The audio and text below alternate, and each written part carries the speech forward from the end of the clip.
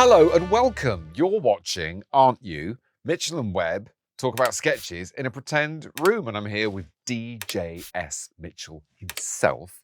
And today we're talking about the E.M. Forster sketches, which we did. If you want to look at the E.M. Forster sketches, there's probably some sort of link or button that you can click. And what follows might make more sense. There again, we might end up talking about Agatha Christie instead. Yeah. Because we're perverse.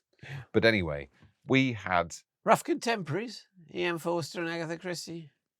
Yeah, I think so.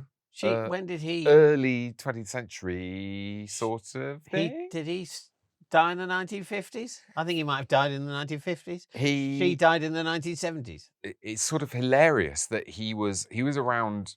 He's a sort of semi-Victorian. I mean, he was a modernist, but he grew up in the Victorian era, and he was around really late because he stopped writing like halfway through his life, and then he lived for another 50 years. So he wrote Passage to India, and then he lived for another 50 years. A Premiership footballer. That's right. Yeah, he wrote novels. He peaked, and then he just carried on being alive. So when did he die then? I don't know. I think it was the 70s or something like that. It was 90. He died in 1970. Agatha Christie, I think, died in about 1976. So and they were both quite old. So E.M. Forster could have watched like Carry On Matron. Yeah. That's weird. That's isn't it? doing stuff to my head. Yeah, he could have seen a lot of the better Carry On films. He could have seen some of the Carry On films and the Sean Connery Bonds. Yeah. He's very likely to have seen at least one Sean Connery Bond. Yeah. That's a real clash of cultures. Yeah. I don't know what this is doing for our American viewers. They've heard of Forster, but not so much Carry On.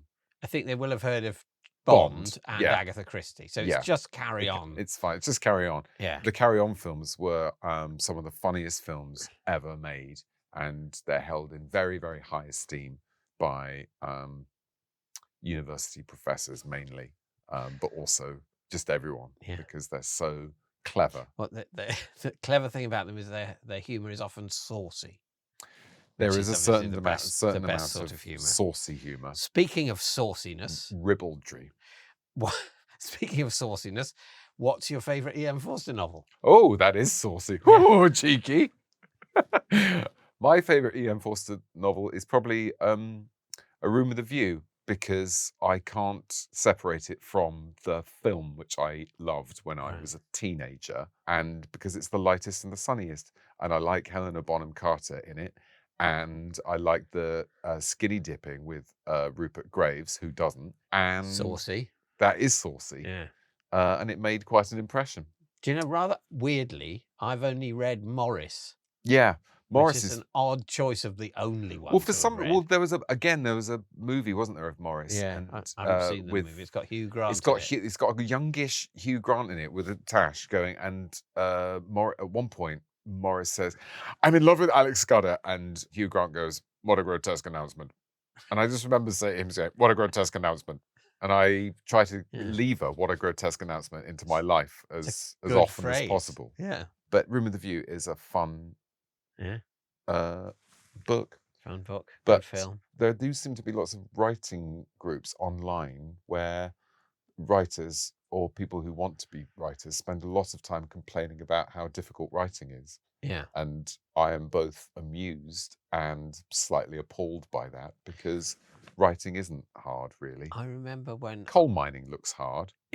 Giving birth to a baby certainly looks hard. Yeah.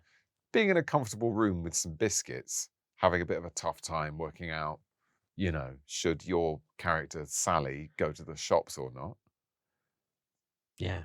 Less hard. I remember at university, people said, and so, you go along with it, that in a very self-important way, considering everyone was a student, they were about 22 at their oldest, it's important that we should be encouraging new writing. And I always thought, why? No, there's plenty has been written. Yeah. And I think it will continue to be written even if you don't encourage it. So I think maybe it would be unkind to discourage it.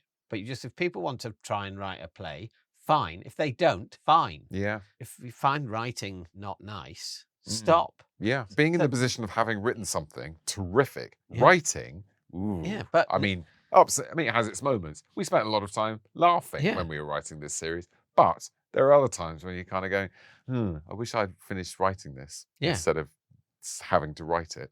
But you don't But get to. But that's just like having a job. It's shit, isn't Yeah, it? you don't get to have written something unless you write something. Yeah. And that's that. So you decide, do you find having written something nice enough that it's worth Going the through. process of, you know. You have to go through it, you see. Yeah. You have to go through. And then you've got your own answer. Yeah. You know, for E.M. Forster, his answer was yes for the first half of his life. And then he'd had enough. he saw a Carry-On film, decided, I'm going to relax. That's right. That's fine. Well, I think he was just demoralised by the Carry-On film because he realised he was never gonna match equal that. this, and Yeah. so he just gave up. You go Passage to India, Carry On Camping, 6, 7. Yeah. I don't know why I'm doing that. I don't understand. I'm sorry. I mean, I I did don't that. think we're supposed to understand that. I think it's No, like it's just Mornington something Crescent. Jen Alpha do. Yeah.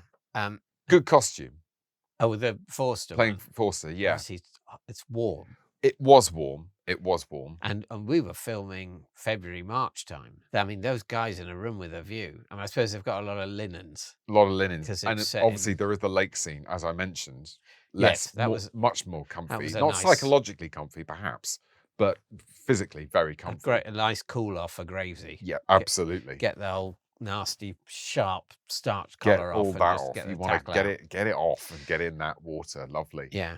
But I do often think this about the Edwardian era and eras earlier, because the clothes that we're led to believe they wore, very, very warm. And Yeah. then people say, well, of course they had no central heating.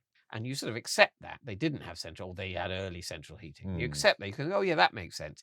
But then you think, but what about the summer? Yeah. And the late spring and warm Yes. days in general?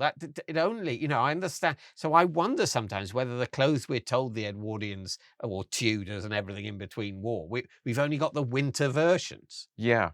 Maybe we only have pictures and photographs of them when they're outside. Yeah. I mean, I'd like to see some data on how many pictures Yes, of them we've maybe got we do. sitting inside when they've taken all their jackets off, right? Maybe Like they they just didn't go obviously around in So these it's- big coats. Well, certainly, inside. I'm thinking immediately standard Edwardian Scott of the Antarctic. I mean, he's Yeah, really, he's really outside. really wrapped That's up. about as outside as you there's get. No way he wore Is that. that what he wore when he was at I home? don't think so. Watching Carry On Camping? If I it- don't think so if either. it was what he wore at home, I think we can understand his choice of career. Because he just Exactly. wanted to, oh, for God's sake, let's Self-evident. get away from this. Yeah. He was so Let's go clammy. somewhere really Get cold. a bit of ice to these, you know, this clammy tackle. It was a What a grotesque announcement. what a grotesque announcement. But Yeah. anyway, call to action. Please like Call and to action. subscribe. Like, If you like subscribe, and subscribe. share, If you like this um, and can subscribe to click, it ethically. press buttons. Join the community. Subscribe now. That's the one from the list. Click this button here. Has this button ever been here? Or I know. don't think I've ever seen the button when people say just click here. I don't think it's never there. I think Maybe in this case it will be. It's right here. Probably isn't. don't touch that dial. People said that. Are we a going to lot. have dials? We I could think have. that's the- I think we should have a dial. I think the expression "don't touch that dial" is interesting because it's quite so sort of close. We were so mo- close to finishing. it's quite modern sounding. It's used in a kind of contemporary argot, or certainly was until the 80s. But I think the dial as a way of adjusting a television, we're looking at the very early my coronation God, era sets. that's really very. So- We had a round clicker.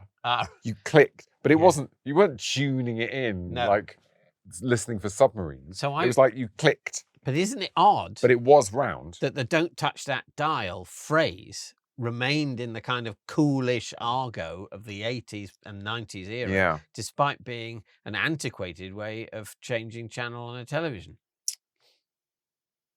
And for more of this, like and subscribe.